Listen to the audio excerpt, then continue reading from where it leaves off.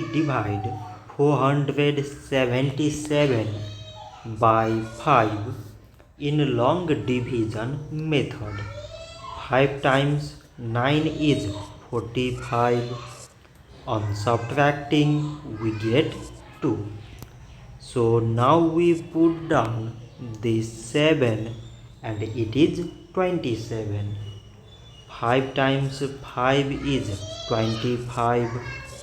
On subtracting we get 2.